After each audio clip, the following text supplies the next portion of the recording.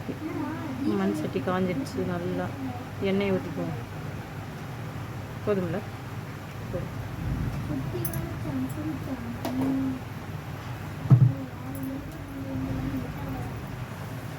எண்ணெய் காஞ்சிடுச்சு. கொஞ்சமாக கடுகு போட்டுக்கலாம்.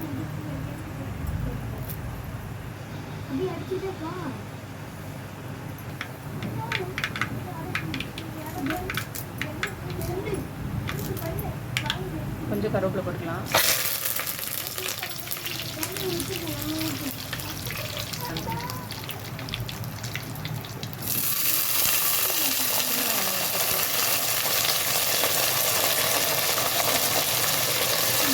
ஒரு 2 கைப்பிடி சின்ன வெங்காயம்.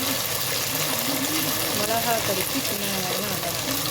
அது முழுக்க முழுக்காக தான் போடணும். அவ்வளோதான். நல்லா பொன்னிறமாக வணங்கிடுச்சு. சின்ன வெங்காயம் நல்லா வணக்கியாச்சு. அப்புறம் இஞ்சி பூண்டு பேஸ்ட் போட்டுக்கலாம்.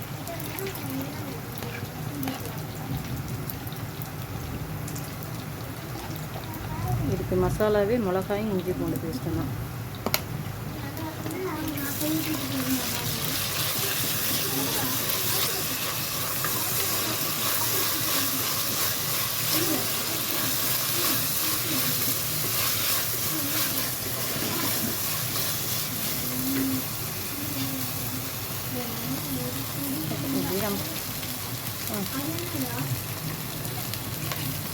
ஒரு 20 மிளகாய் நீல வாக்கில் கட் பண்ணி வச்சுருக்கேன். இது இப்படி தான் போடணும், விதையை எடுத்துட்டு.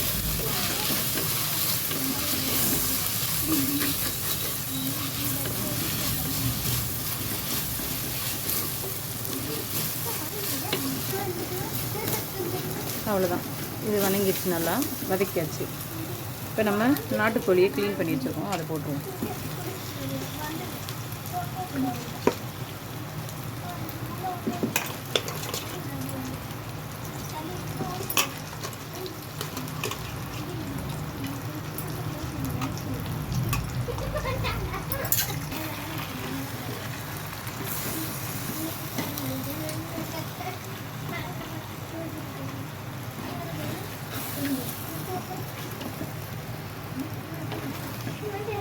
நல்லா மசாலாவோட பரட்டி விட்டு தேவையான அளவு உப்பு போட்டு இப்படியே கொஞ்சம் மஞ்சத்தூள், அவ்வளோதான், பரட்டியாச்சு.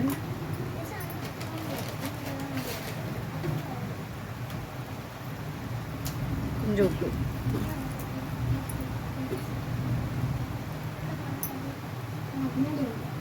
மஞ்சத்தூள்,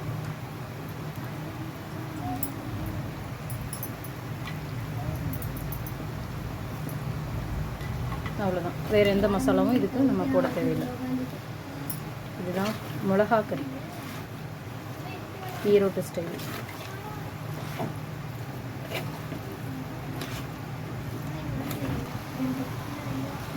அவ்வளோதான், நல்லா பரட்டியாச்சு.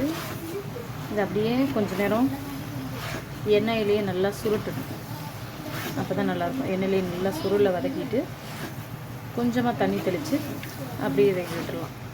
நிறைய தண்ணி ஊற்றக்கூடாது, கொஞ்சமாக தண்ணி தெளித்து அப்படியே வேக விட்டுருலாம். நல்லா சுருளட்டும்.